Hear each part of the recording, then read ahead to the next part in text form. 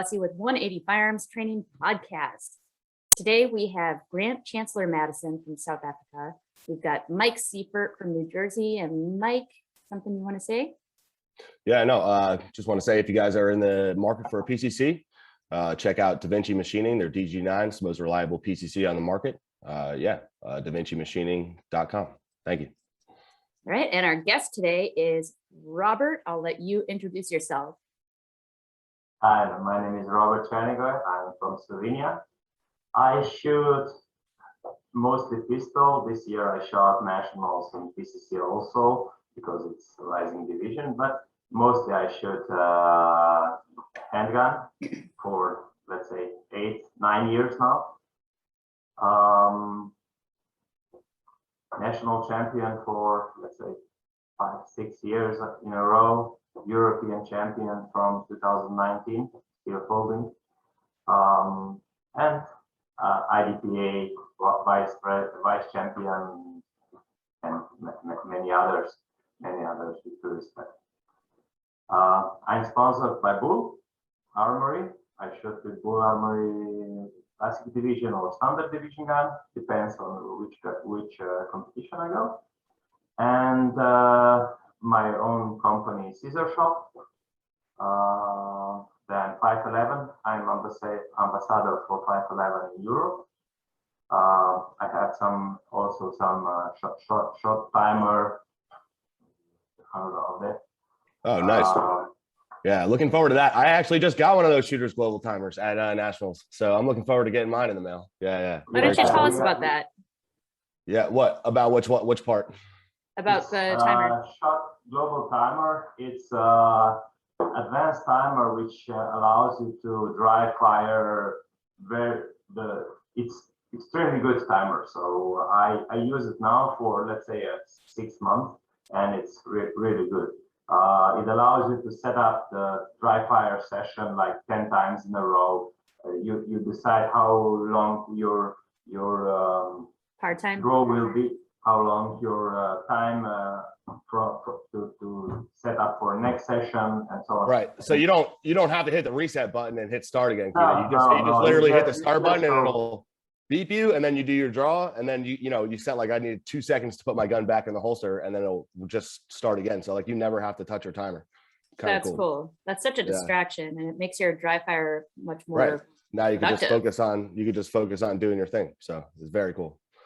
Yeah. And they are also developing the practice score app communication, and also they have their own building stages inside of it. Many features. It will be soon in market. That they are delaying because of the chips everywhere because of the COVID. There are no chips also in car industry and everywhere. So yeah, they will be soon on the market. Yes. So how can people find your shop?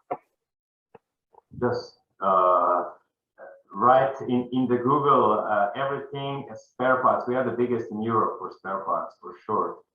Maybe IPSC store, Amantech is also there, but they are most of it producing. We are importer for let's say a bunch of stuff from US, and we are for sure the biggest one for CZ parts. And just as a shop, Google, and you'll find us. We have more than 6,000 different things in our shop.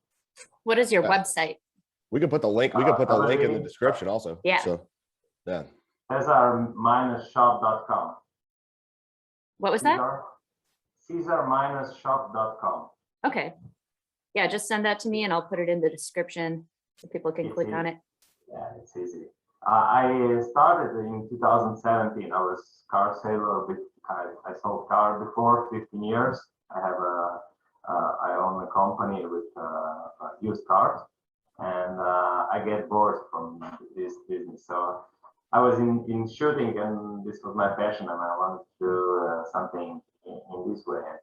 There was a lot of opportunity because there was only maybe 2 shops, Double Alpha and IPSC store was there by the time selling online. So we started that and to grow, let's say, from in 5 years, we are now 8 people in company, and let's say one of the biggest in Europe also in 5 years, 4 years. So you spend a lot of time in the US. Can you tell us a comparison, what it's like shooting in Slovenia or Europe versus shooting in the US? What's the difference for you? The difference is huge. Not in Slovenia versus US, but in USPCA versus IPSC. Yes. It's huge because I was shooting this year my first nationals in USPCA. I go there in Talladega in May, first time, and second time I was in October for the high cap nationals. First was low cap nationals. It was strange for me because we shot like single stack. It's called classic, and we shot classic with 9mm. So 10 rounds, 9mm. You still have to reload in every step, but it's different. There I had to shoot 40 cal or 45 and 8 rounds, and it was like, oh, I have to. Sorry for that word. I have to change my mind a lot, and the recall and everything was different. So it was quite adventure. And yeah, but what did you think about the stages, one versus the other? Well, not really the stages. I mean, they are pretty much the same, but like the difference in the rules. Like, did you find that it was more fun shooting USPSA because you were able to do more stuff? You had more creativity, or? Yeah, it's fun shooting USPCA. I like it because it's more fast for sure. You want to speed, and then you get points down and so on. But in IPSC, you have to run, shoot. There is not much shooting in the move because you lose points. The points are more valuable than in USPCA because the hit factors are much higher. But I like the idea running out of port line and things like that. But we are not used to it. I got in high cap national. I got procedure because I was shooting before I came into the.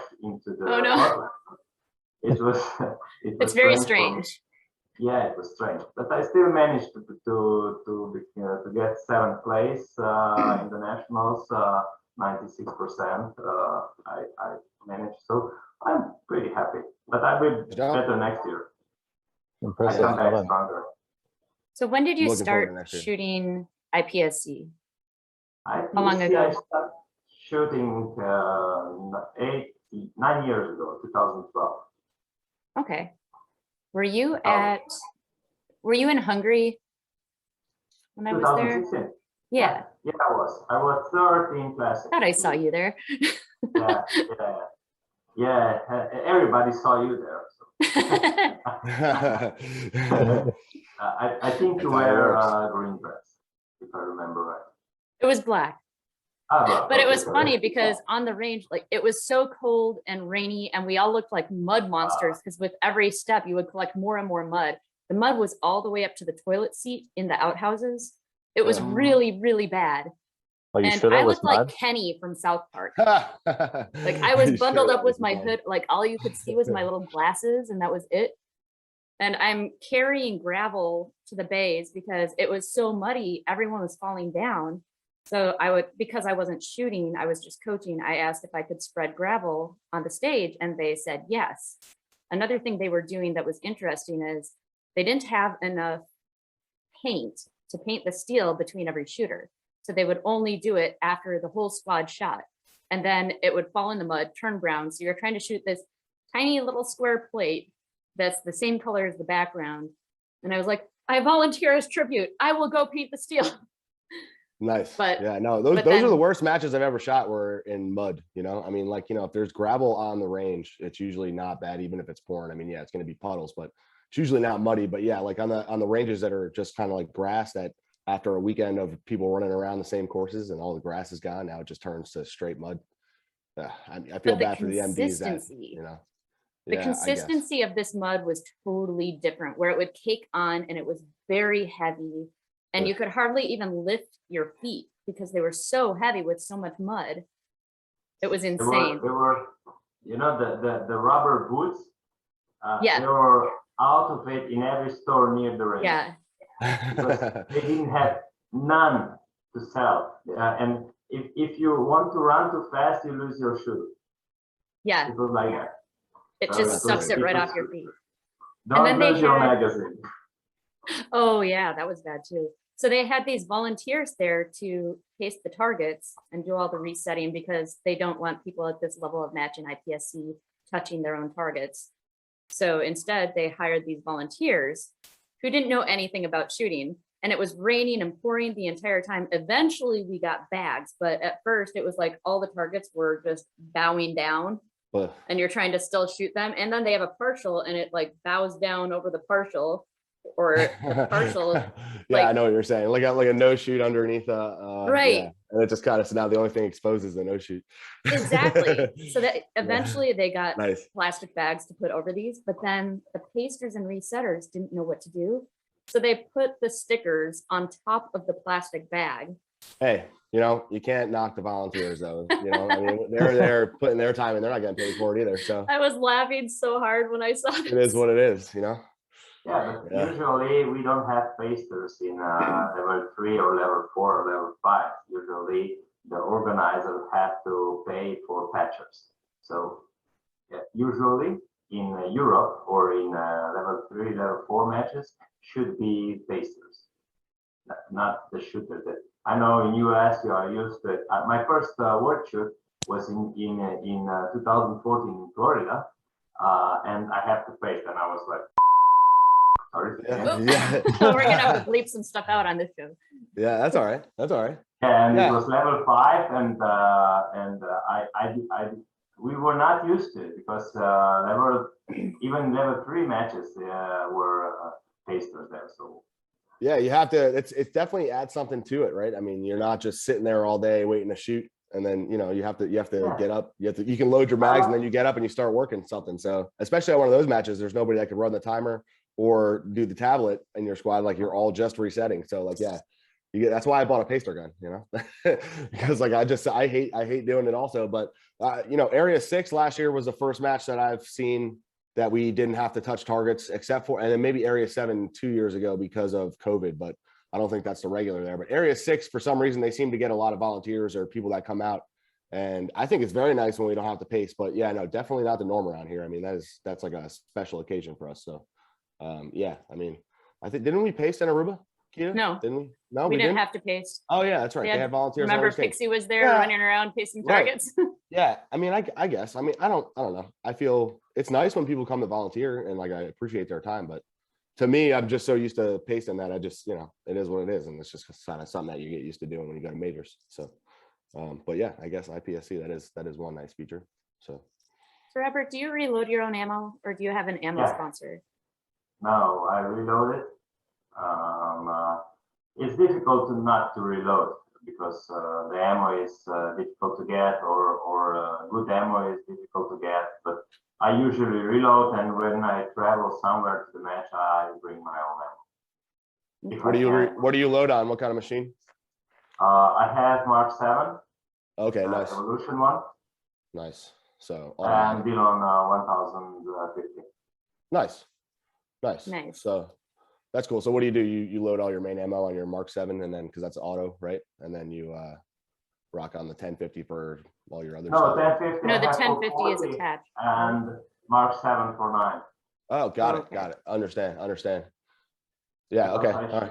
I shoot 2 divisions locally. I shoot only standard division. This year I shot all the matches almost in 9mm in standard, so limited, but with minor.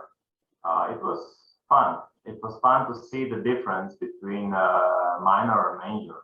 And if I shot, Sucks. You know, it sucks. it doesn't. You got to shoot just as fast, if not faster, and be more accurate.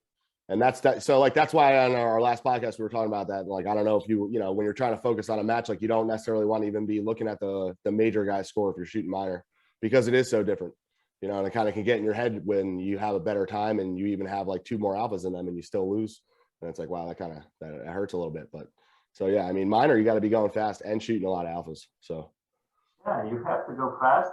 But if you are accurate now, in these times we are used to shoot alphas. You have to shoot 90% alphas if you want to win. If you want to win the match, you have to go for 90% alpha. And then us cowboys from the US come out there and just kind of spray and hose. You're much more precise in Europe. This year, Niels shot minor in limited, and he was second for a few points. So it's not a recipe. If you don't shoot major, you will win. You will lose. Well, I think in IPSC, Right. that's where the the more technical, the technical of it is. That's where that comes into play. In USPSA, it's more. It sets up more for speed, and I don't know. I've seen people win matches at 87, 88%. That's so you don't necessarily need to be in the 90s if you're going fast enough. But I think that's what lends into the IPSC versus USPSA. So I could see where your points are more important, like you were saying at the beginning. Yeah. Well, Robert, if you're gonna go to a match, or do you like look at the matchbook and decide, okay, I'll shoot major or minor, or do you decide I want to really win this and I'll shoot this particular caliber? I know a few people that gauge do that. what are you gonna do that? Yeah. I don't usually I shoot this year I shot only minor, except the US nationals in high cap, because everybody was telling me, listen, if you go there with minor, you are burned. So I shot USPCA in major. Other matches I shot with minor.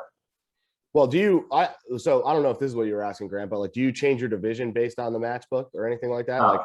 No, so you only shoot your one division. Because I know people that do that are like, oh, well, this looks like it sets up better for open, so I'll shoot open, or this looks like it sets up better for PCC, I'll shoot PCC, and they kind of change their mind right before the match. Maybe I change if I see there is not, for example, in classic, if it's not many people registered, I should standard, so I should limit. If there is a lot of good shooters in classic, I stay in classic, because classic is my most beloved, let's say, division. So you go to a match and you say, okay, what squad is Lubisha on and what is he shooting? I'll shoot that. No. I don't remember I shot with him in a squad, maybe once or twice. But we are good friends. He's a good dude, good shooter. Yeah. So we have a sponsor in common, or you're at least working with him, Brian Conley from Hunters HD Gold. Correct. Want to tell us about that a little bit? Yeah, I know Brian from like 3 years, and it was interesting. Before everybody in US shot with his glasses, I tried them. But last year in I think last year in US IPSC Nationals, 2019, I think. He gave me one to test, so but I like it very much, and we started to sell them and bring them to Europe. So we are now, let's say, representative for Europe clients, and we sell a lot. Let's say we sell a lot, and all my shooters and my students wear them. So you and I got to go check out Brian's factory, the HD Gold factory in Alabama. What did you think about that? I've been there. Yeah, it was nice. What was your favorite part? My favorite part was the how they put the silver on the glass, and they cut it just to glue it together with silver. It's strange. It's really strange.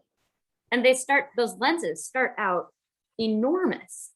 They're like a hockey inches thick. Yeah, that was insane. All the equipment he's got there. And there was, I don't remember the process, but there was something with metal, how they like removed the metal. You remember that? The silver, that's what I tell. They melt the silver on the glass and put it on so they can cut the glass without scratching scratching it. But it was something about the way they remove it that I thought was fascinating, but I can't now remember what it was. I don't remember either. And then they reuse it. They can reuse it so many times. Yeah. They melt it back and put it back together for the next one. It's good. And the price for machine, just for coating of the glass, he told us it was almost $1 million just for coating. Yeah. I honestly could care less about even if Brian's glasses are good or not. They are fantastic, but I mean, Brian himself, he's just a great person. I mean, I think it was not this past year. He did a lot of steel challenge, but the year before, he went to almost, I think he missed 2 of the majors that I was at. Other than that, I saw him at every major that I was at. I mean, that guy drove around all over the place in the U.S. And I mean, he's just such a great dude. And the fact that he makes great glasses are secondary to me. I'll support Brian in whatever he does and whatever he makes, because I think that he's just he's a great person. So yeah, I got more. He is. And now he does custom glasses as well. So as long as you have 2 separate lenses, he can make it, even frameless. You can give him your Oakleys and he'll put lenses in there, as long as it's not all one piece, because that equipment's super expensive. Right. I agree. The thing that sucks for me is I got 2 pairs of Oakleys that I was going to give him, and they now both have broken arms. So it's not even the lenses. Oh no! It's like, well, now I got to get a new frame. So it's like, Jesus. But yeah, one day I'm going to get a pair of those. Yeah, he makes some good stuff. It's great stuff, and even if you have prescription, they can make everything. We send them just prescription and tell them which frame, and we get glasses here. It's super fast and super easy. Yeah, and it doesn't cost any more for a prescription either, does it? I think it does a little bit, but not much. Okay. Not sure. But I mean, is there another option where you're going to get HD polarized, lens, photochromatic lens, prescription shooting rated glasses? I mean, oh my goodness, he's got the market on some. He's got the nicest glasses out there, and they are prescription. So I mean, you can't really, go wrong with that.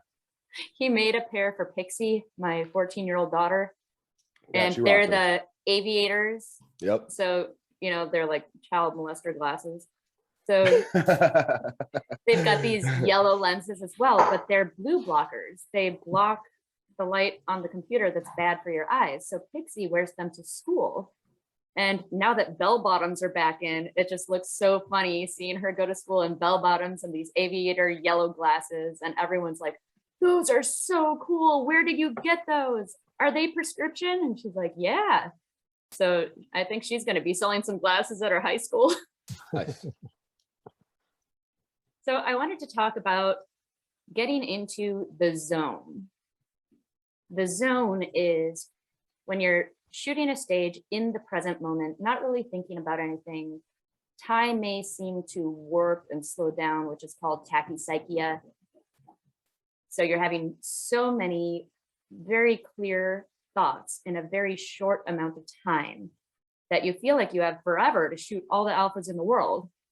And then you look back and it was only 10 seconds. And it's kind of trippy. So how do you, first of all, have you experienced this? Second of all, how do you get there and stay there? I think everybody has experienced this, and you could say this on poppers, because I think a lot of people that are newer into the game shoot poppers the wrong way, like that are activator poppers, like the big ones. So they'll shoot them, and then you go to transition, and it takes like a second for it to fall, and that second feels like it takes forever.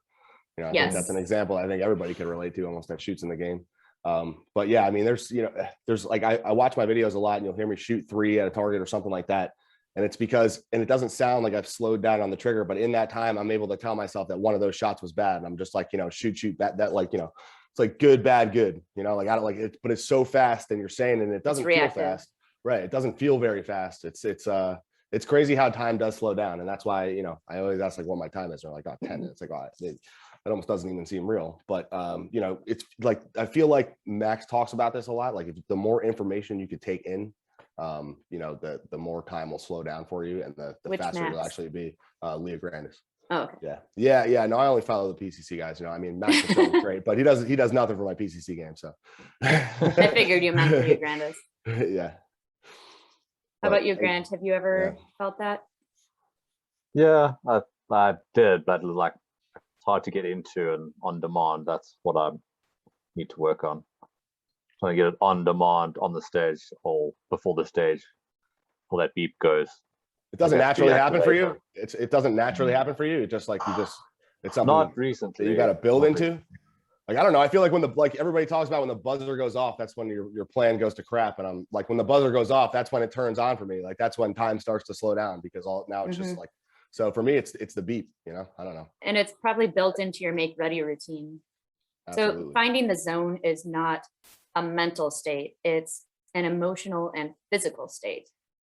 So well, I mean, there's finding a zone in a lot of spots. There's finding a zone right before you shoot. There's finding a zone on the way to a match. There's finding this, you know, there's finding a zone for the entire process from start to finish of when you leave to go to your major till the time that you're home, you know? So I think that there's a lot of getting in the zones, and I think getting in the zone generally is like kind of on the way. But I mean, like, you know, there's getting in the zone right before you shoot and all that kind of stuff. So which zones are we talking about? Yeah. Well, and the instant you have a conscious thought, it's gone. Like if you're shooting an array of poppers and you're like, oh man, I just hit all of those one for one. And then you get to the last one and you miss. The instant you acknowledge what you're doing, it's just gone. And then you have to try and get back into it. Yep. How about you? That usually happens. That usually happens when you're going for like a home run. Like when I'm like, I'm gonna try to shoot these 3 really, really small steals on the move, and like you're like, I run it and it's like ding, ding, ding, and it's like, oh my god, I can't believe I did that. And the rest of my stage plan just exactly. Like, wow, well that was so great, but now I forgot what I had to do. I couldn't believe that happened. I was like just planning on it taking 5 or 6 shots. So you can't acknowledge a good shot. You just have to keep having those subconscious thoughts, and the instant you have a conscious thought, like, look what I did, then it's done. Right. Yeah. What do you think, Robert? Yeah, my opinion is that to get into zone, you have to work hard at home. You have to prepare. You have to take self-conscious mind, everything afterwards. If you don't do dry fire, if you don't do light fire, if you are not prepared, you cannot go in there. Your mind will be mixed in a way when you are shooting. But when you came to the state, when you after the beep, you don't forget, you forget everything. You just fly through the stage, and after the last round, you're trying to remember. Okay, I did good this, and there was like one target with 3 shots. You shot 3 times. That should be like in the zone. That's my opinion, because before you get there, you don't know what that means. But if you're not trained enough, if you don't do homework, let's say like this, you are not able to feel that feeling. Because everybody that watched me, I have my I was injured on my legs. My legs are broken. I have many still in it. But so I try to put like a lot of effort to my moving. So I try to move and shoot, coming to position, from the position to the position, and everything a little bit faster and a little bit smoother. So they said, oh, you are so slow on the video, but on the end, the time you beat me for 5 seconds. Yes, because I don't know what I'm doing when the beep goes. I just go. Right. When you're watching someone very, very experienced shoot, it should look boring. Yeah. So it almost looks like it's slow and boring, but that just means you're doing everything so efficiently. About so boring, much more efficiently. I don't know if I would say boring. I would say it looks easy. Like, oh well, that was easy. You know, like, oh, why can't I just do that? That's like so simple. But yeah, I think effortless. That's the word. Effortless. I call it shooting dance. Yes. See it? My kind of guy. See, that's exactly how I describe it too. When I feel like I shot a good stage, I feel like I was just kind of dancing through it. I'm not ever really looking at my feet, but when I watch my video, my feet are just hitting all the spots perfectly, exactly where I wanted to, and it's kind of flowing through it. Yeah, I agree. That's how I describe it. I say it's like dancing, even though I'm a horrible dancer. I don't know how you are, Robert. I can't dance to save my life, but you know, it sure feels good when you're shooting good. You know, that's when your footwork is solid anyway. I don't know, you know, your hits are a different story. But now what you said about putting in the work at home and practicing to find the zone, to be able to find the zone, I would agree, and even go as far to say a new shooter can't find the zone because they haven't practiced to the point where skills are subconscious. You have to have subconscious skills. I would be like, able to get I there. have a tip for a new shooter in that. I would say that my buddy Sandelsky told me this one time, and I never forgot it. He's like, if you can't step back from the stage and close your eyes and do the stage that you're about to shoot in your head without actually being out there looking through it, then you haven't walked through it enough and you need to go do it again. Because like that to me will take a lot of pressure off a new shooter. To me, a new shooter is just so worried about like the safety. Like I know when I first started, Right. like I didn't care about my score. I just didn't want anybody to feel like I was a dangerous person. Like, oh, why is he swinging his gun that way or any kind of thing like that. But like once you get past that, I feel like the first thing a new shooter will do to get better and take a little pressure off themselves when the buzzer does go off is just really, really memorize your stage plan. And that way, when the buzzer goes off, you're just kind of like, it's almost like, now your eyes are open and you're shooting, but you're just kind of doing the same thing you did in my head or you did in your head. And like, and for me, I feel like people get overwhelmed on a lot of stuff and I put arrays in like numbers. So like, if, I'll come up and I'll be like, I got to go left and shoot 3, go right, shoot steal, and then 2. And it's like, as I'm doing that, like, that's kind of what I memorize. And it's like the buzzer goes off and I'm like left 3. And then I go like, over here, steal, and then 2. And it's like, I just kind of go through the same thing I said in my head. And it just kind of takes a lot of pressure off. Like, did I forget anything? But, that to me would be something a new shooter could really benefit from. So just really get your stage plan down and go through it a million times. What do you think, Grant? Well, you can see Mike shoots a lot of USPSA because he gets to walk his stages for a whole day before the match. 2 or 3 days before. Hell yeah. Yeah, it's great. Yeah, it's also a case of just grab a stage plan and just go with it. Don't try and overthink it. So do the walkthrough, get the stage plan. You have only your 5 minutes, and there's a 32 round stage at nationals. You might have 12 people in your squad. So just do it. It might not be the best stage plan, but if you can remember it and execute it perfectly, it's probably going to be the best stage plan for you. IPSC versus USPSA on display, folks. Right there. I mean, that was depressing. I love overthinking it for the whole day beforehand. And then I kind of be like, all right, well, maybe I am overthinking. I'll only pull it back. But at least I have that option. You're like, crap, I got 5 minutes. All right, this is what I just got to do now. This is, it is what it is. Yeah, I do think visualization is a window to the zone. Your pre-stage routine, your make-ready routine, combined with the visualization, is a window to the zone. And I've also heard of people using music as a window to the zone because it is partly an emotional state, and you can use certain kinds of music to put you in that state of mind and help you get there. What do you think about that, Robert? Yeah, I don't know anybody that music is the window to the zone, but I think visualization is for sure, because for me, I have to close my eyes and go through the stage before I go. I should know where the target is when I come to the position, how the picture will open. So that is my my idea. When the timer goes on, I have to forget everything, just go through it to the last shot. That is everything what matters. Before this 3 or 5 minutes that we have for walkthrough, you have to figure it out how to make it. Sometimes it's really difficult to make like a good plan in 3 minutes if you didn't see it the day before, or if you didn't have possibility to come to the match before and see some shooters shot. If you come to the stage, for example, 2 weeks ago, I came flying back from US. I just arrived to the match, and it was like a 32 round stage with everything was hiding. You see from this position the same target as from that position, and it's like, oh my God, where are they? I count them down, and okay, time's up. First shoot on the line, Robert on the line. Oh, so you have to go, through your memory. Wait, let me just close my eyes and go through it so I don't forget anything. Because I didn't forget, let's say, target for many years now. But new shooters block, forget the target, make stop. Oh, what now? If I shoot the target 2 times and things like that. But it's okay. They will come up if they train. They will come up for sure. So I'm going to tell you about something that pro athletes use in pretty much every other sport around the world. Let's take basketball players, for example. Before their practice, they'll all sit in the gym and they turn off the lights for maybe 30 minutes. And they all have a basketball in their hand.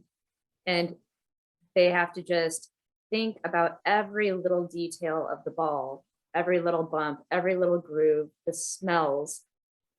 And the instant they find their mind beginning to wander, they have to pay attention to where it went and then refocus on the ball.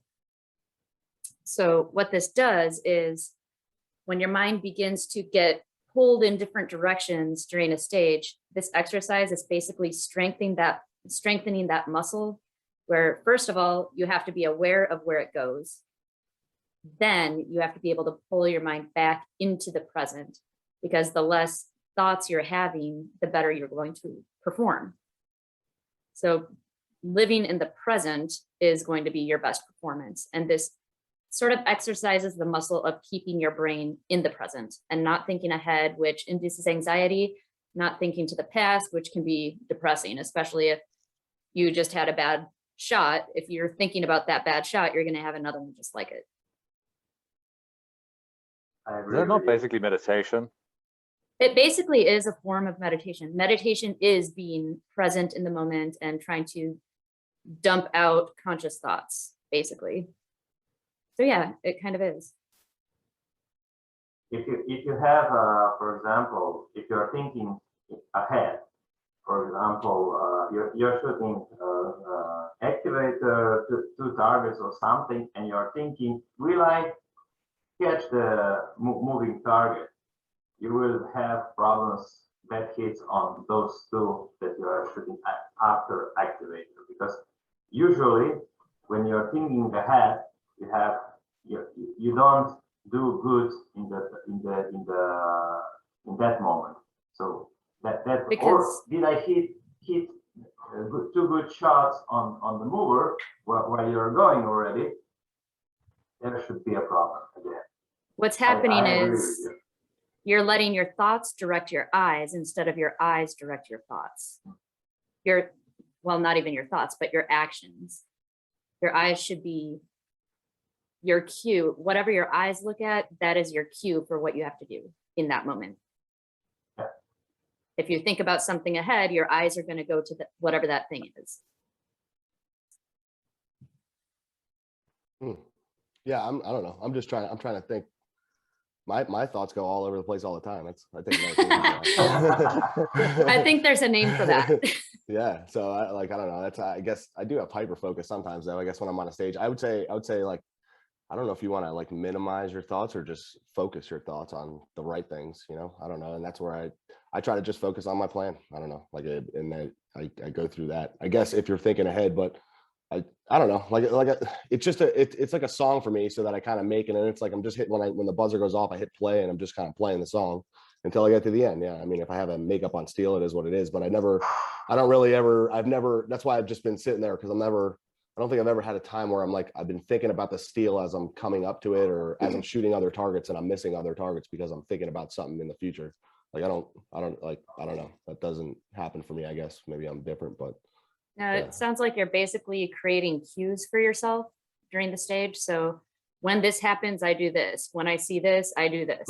Right. So you don't have to exactly. consciously think about it. It's just sort of naturally activated.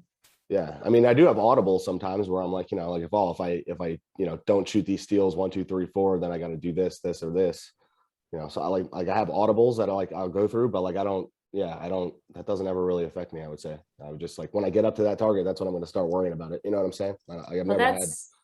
That's Mittori Geiko, right, Grant? A little bit, yeah. You want to tell us what Mittori Geiko is? It's Japanese. It's like watching practice. You're watching someone else go something and learning from their mistakes and learning their skill set, though. And if you tie that into like the OODA loop, it's basically, it's not the first time you've ever thought about this thing happening. Even if it's never happened to you before, you've mentally put yourself in that state and you know how you're going to react if it does happen, but you're still visualizing everything going perfectly. I guess. I mean, yeah, I could see that. I don't ever go through a stage thinking like, oh, well, if my gun jams, I'm going to be able to do this or clear it. Exactly. Like if my gun jams, I just clear it. I don't plan on that happening. I guess. I don't know.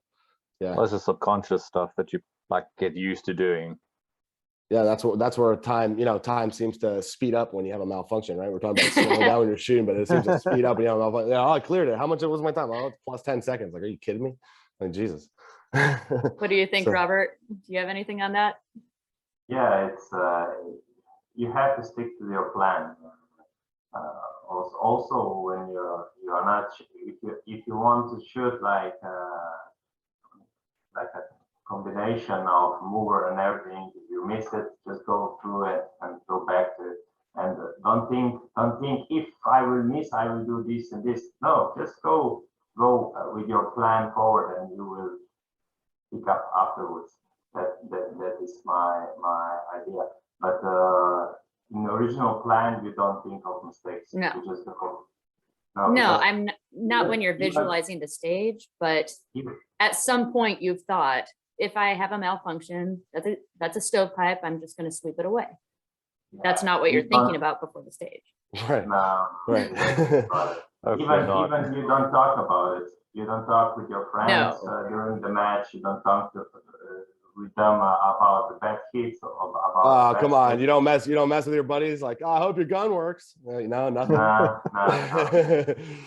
I was when I was let's say few years shooting 2 or 3 maybe. There was RO always teasing me on the beginning of stage. Oh, be careful of this, be careful of that. So I was all the time focusing on that, so I don't do like cross the 90 degrees or something.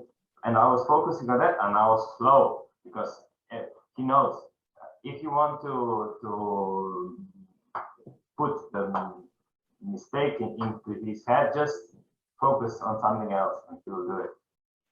So, I think you were talking about that one podcast, Grant, about that when people will try to do that, right? Well, like, yeah, don't tell me anything. It's a terrible thing. Don't do it. Well, Don't be that guy. One of the things I saw at that match in Hungary is when the guys were trying to get in each other's heads, and they would say, oh, when I shot this steel in the center, it didn't fall. So make sure you hit it high. And then that sticks in their head and they miss the popper completely. Like that's how the top guys mess with each other.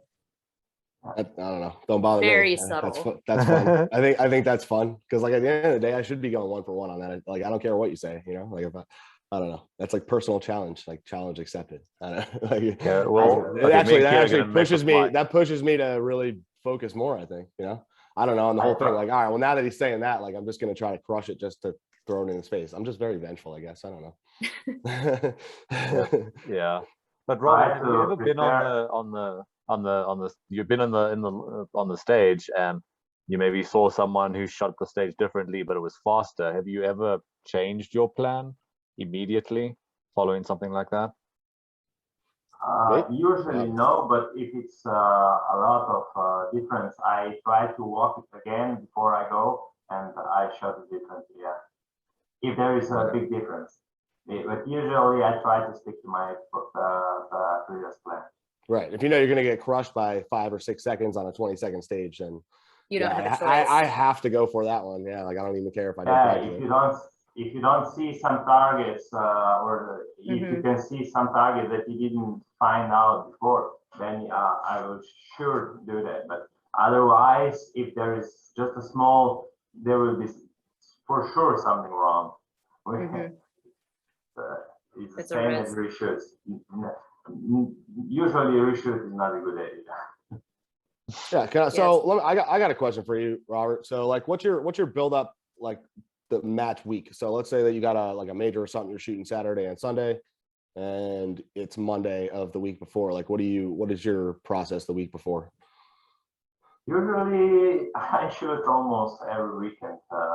Well, like I'm talking about big matches. Like, what have you got nationals? Like nationals. Yeah. Okay, like nationals. Let's say I go 2 or 3 times that week on the range. Dry fire up to the Friday. Let's say if it's Saturday, Sunday match, I dry fire up to Friday, and then I clean my gun.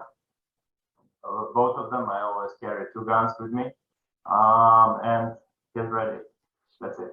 I dry fire only in the safety area before the match. So you're using the Bull PCC now, aren't you? Baller. Yes, I shot 1 nationals, 1 training and 1 nationals before in this year. So what's different? What's different about the? Sorry. Go ahead. I didn't shot it much. I shot it really not much. 1 training, let's say 300 rounds, and nationals. So hey, you and Grant have a lot in common here. Perfect. Hey, well, at least there's one person that's as crazy as me. Hey, that's no, all right. it's fun. It's fun shooting. It's much easier shoot.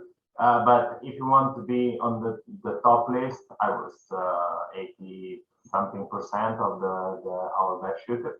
But if you want to be on the top, you have to train, because it's different.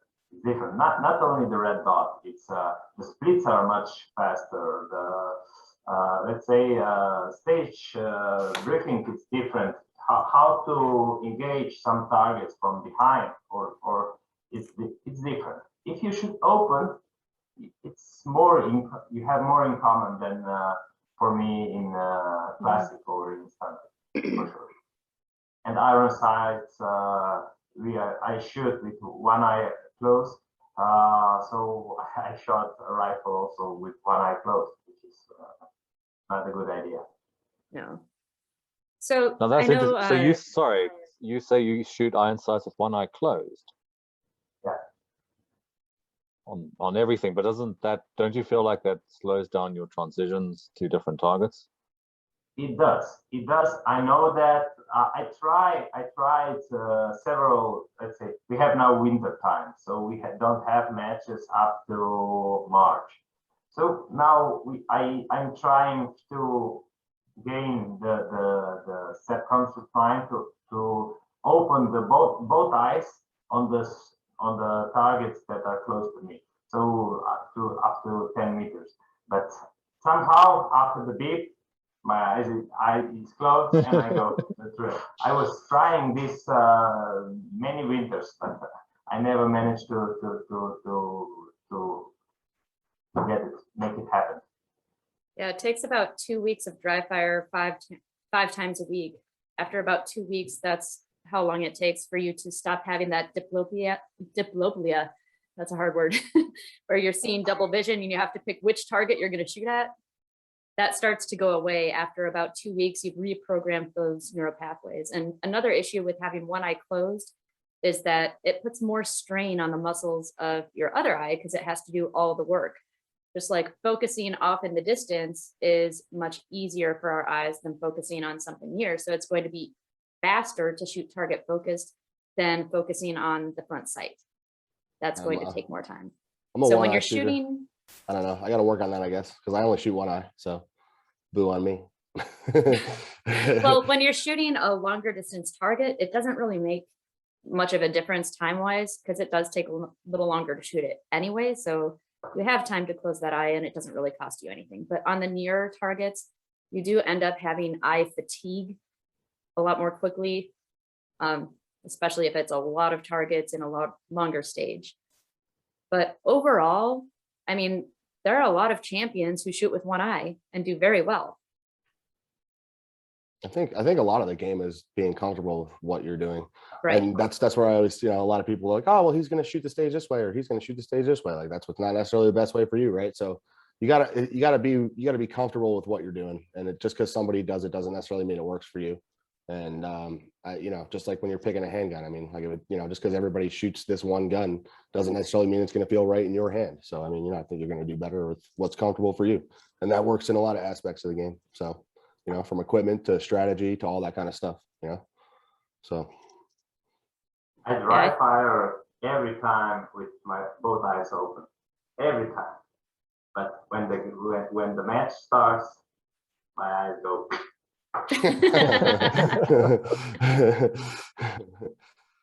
It's Well, not translating. another thing is it does take away from some of your peripheral vision, because with one eye, your vision stops at your nose because you don't have that intersection of the 2 points.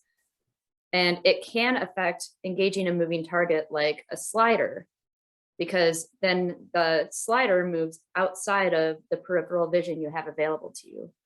And then you have to move your head, which is a lot more mass than moving your eyes.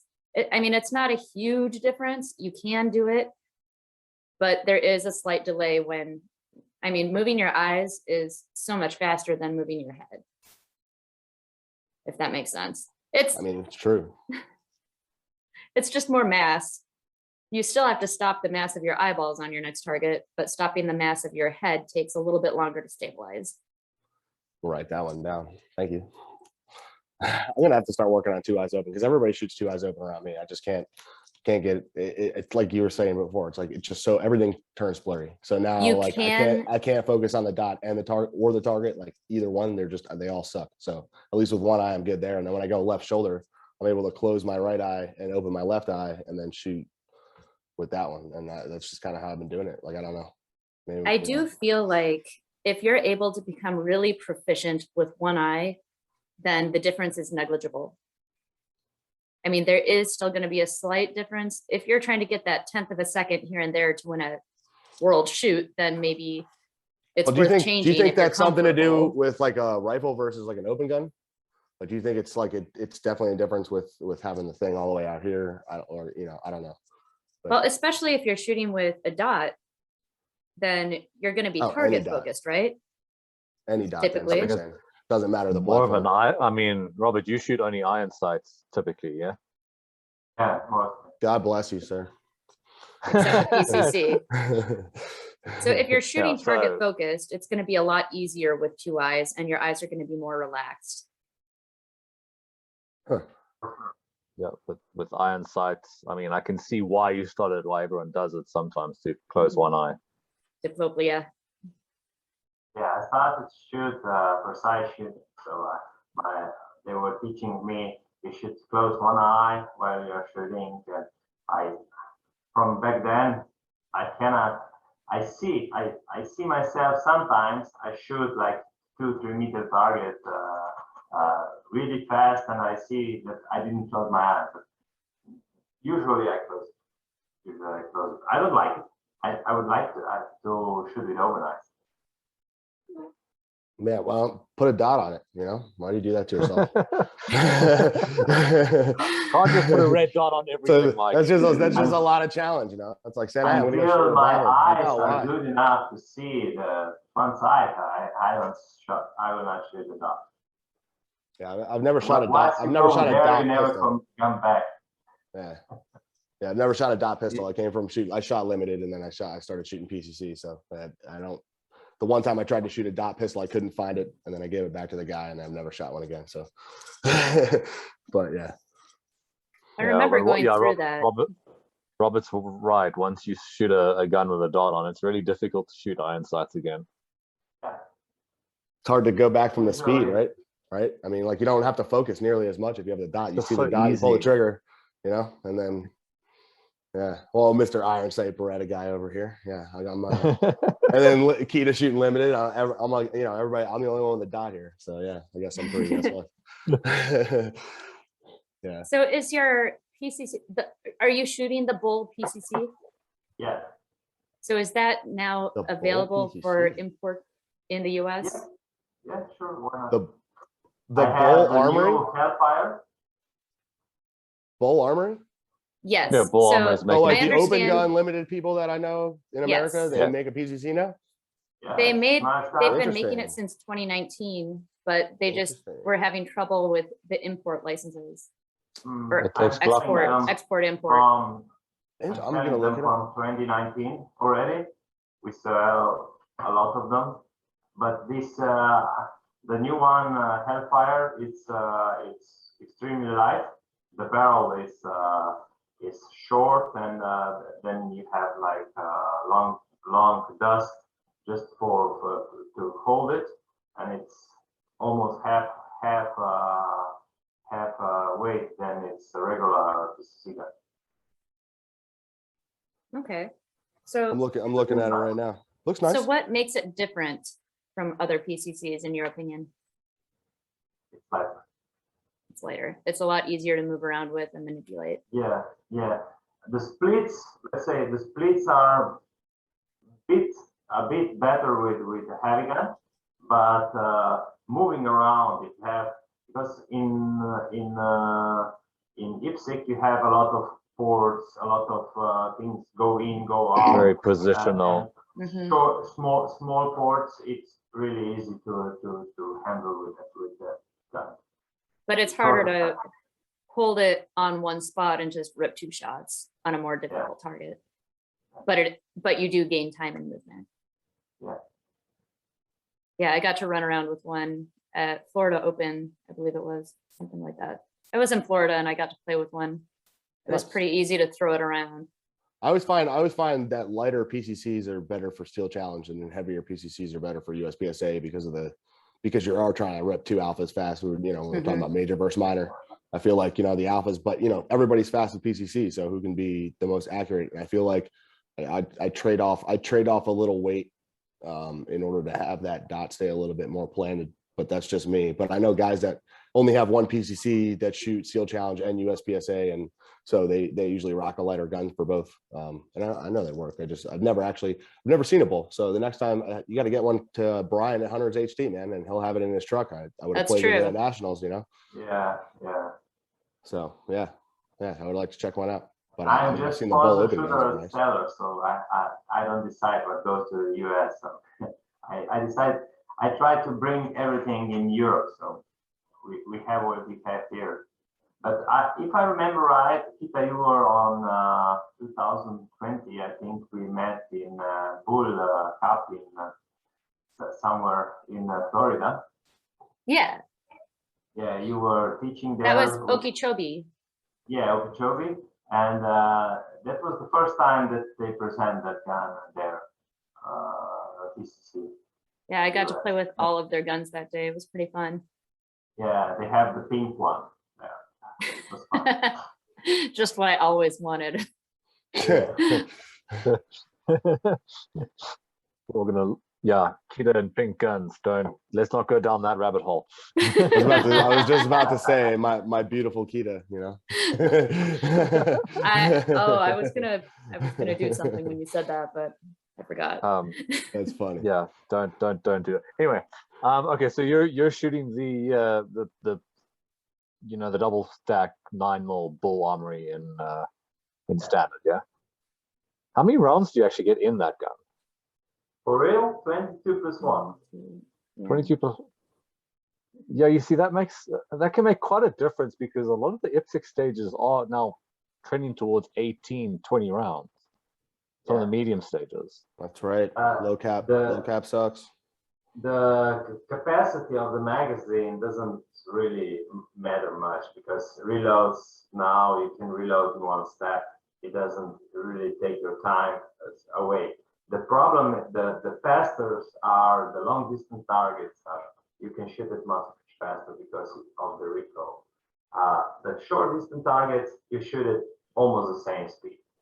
But on the long distance target, you are much faster with 9mm. And if you are accurate, you can gain like a second in 20 or 15 round stage. You can gain a second if you are shooting well. Yeah, when I shot the open gun, it hardly moved. Like I could rip shots and it just wouldn't even move. It was awesome. And the trigger was so nice. But yeah, PCC is the cheater division. It's like, no, that was their I'm so open tired gun. of hearing that. Yeah, I know. That's what I'm saying. Open never moves. It doesn't move. It's more versatile. It shoots just as accurately, and the triggers are usually better. So I mean, like, how is PCC? Everybody hates on PCC. I think it's just. I was on Extreme Euro Open this year. I shot with 9, and I was second for a few points behind the European champion. So it was not so much, let's say, disadvantage because of the minor hit factor. What do you think is easier, PCC or open, to score higher hit factors? PCC for sure. You think PCC for sure is better for higher hit? Well, So, okay, and I think this, okay, so for our viewers that are watching that are in America, I think this goes back to IPSC versus USPSA because Yes. in Aruba, yeah, I could definitely say it was all the top guys were PCCs because of, you know, you got some 25, 30-yard plates that are out there that are 5 inches. So it takes, you know, it's hard for pistol guys to shoot iron sights where, you know, I put the dot on it and I can pull it through, right? No, and I agree. But now, in the US, it is very much open as the #1 division in PCC. I would say is second, followed by carry optics is the third. So like, you know, and I think if you put the best shooters in the world from each division, I think that's how it would end up. I think you'd have open PCC then CO. So, and that's just because of the match. Depends of the match. If the match is complicated to go with a rifle in, then it's open. But usually, if there is a lot of open targets, you can shoot much faster with a PCC than with an open gun. And because of the 33 magazines and everything, you can run almost every stage without the reload. And things like, it's like few percentage of advantage with PCC in IPSC. But also we're talking about PCC minor versus open major, correct? Yes, correct. I don't know about that.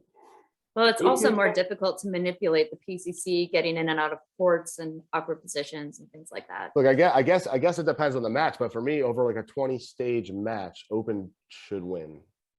Open, I mean, like if you check results, I check all the results on most of the matches, even in US, the areas and everything. I always check results. And it's open, and it's open for the first top 10 in the US. I know that. In USPCA, yes, but in IPSC, there is mostly PCC on the top. And I can see that. Junior open PCC was the first, and then open, carry optic, standard, production. Even production and standard are there. You know, yeah. I would love for like a JJ or somebody to go out and shoot an IPSC match that I was at, or that I could just like kind of see, you know, somebody that's like top tier open. You know? Grandis was second, I think, in Euro Extreme Open this year. He was 95% for the. But he was second. He lost to open. Sorry. He lost to an open shooter though. No, he lost to PCC shooter. Wow. Then he was first, and he was second, and then was I think he had 95% of power, and then was I think open shooter the first one. Interesting. I do think it depends on how the stages are set up. I just haven't seen that. I mean, I look at all the area matches, and I mean, except for like the outlier, like was talking about, like any like open PCC Nats last year. I mean, it was like top 10 were open shooters, and then there was Max, and then so it's like to me in the US with USPSA, it's always the top tier open shooters. If they're coming to a match, they're gonna win. It's hard to get around them because they go just as fast as I do. They usually have better hits than I do, and they're getting major scoring, so I have no shot. So and that I think goes back to the difference. My mistake on extreme, the Rafael won the overall combination, but he is not from this space. So he's in his own world. He's special. But the second one was the PCC, and the third one was open again. So it's not a big difference between PCC and open, I think. Yeah, because I can't agree with that. There are gains and losses for each one. They're either you're faster getting into and out of position with a pistol because it's an awkward position, or you have to go through a port or whatever it may be. But then I gotta wear my belt all day. I gotta wear my belt and be uncomfortable all day. I mean, Jesus, whatear he does. Gotta tuck my shirt in. I mean, cut me a break. Guy only realized once in a match. You have like 0.5 of a second in every draw. Draw from the holster or draw from the shoulder in stage 4 seconds. You cannot beat the PCC. I'll give you that one. I do have my gun out. One hand shooting.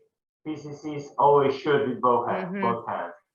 And there are some stages that gives much more advantage to PCC than to other.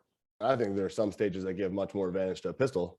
And Yeah. I think that my argument against it would be that it's a, usually you say it's a pistol match. And I think that's part of the problem with it is that it's not, I'm trying to get a rifle around tight corners and tight windows that are, once your pistol's out, it's much easier for you to, you can just one hand around the corner where I have to do two hands or do a jump out or reach out both hands and shoot. So I think that over the course of a long stage, especially, I think that a open shooter has an advantage over a PCC. And I think in a tight stage, an open shooter does too. And I think the only spot PCC really has an advantage is on a hoser stage that is kind of just running down a line, shooting targets or, something like that. I think that if there's anything complicated, I think open definitely has an advantage. Cause I mean, if there's like two swingers on it, you're going to take Alpha Charlie on each one, or we both do, you're getting 9 on each one. I'm getting 8, right? So like I'm losing points there already. I just think that, I don't know. I think over a long course, I think open is the major and the maneuverability and the trigger. The triggers are ridiculous on those things. I think that they have an advantage. But Robert, is there anything else you wanted to talk about that we didn't talk about yet? Yeah. I don't know. You think we're good? We're good, I guess. It's already been an hour. This is kind of flown by. Exactly, right? Like it feels like you're like halfway done, right, Robert? And that's like, yeah, it's like on the beat, It went an hour and I didn't realize it's finished. Right. We were in the zone. Well, thank you so much, Robert, for coming on. Tell us again the name of your shop. Cesar Shop. So www.cesar-shop.com. Awesome. Check it out. Perfect. Thank you so much for coming on. Me. Yeah, thanks for coming on, man. Thank you, guys. Thanks, Robert. Thanks. Have a good one. Cheers,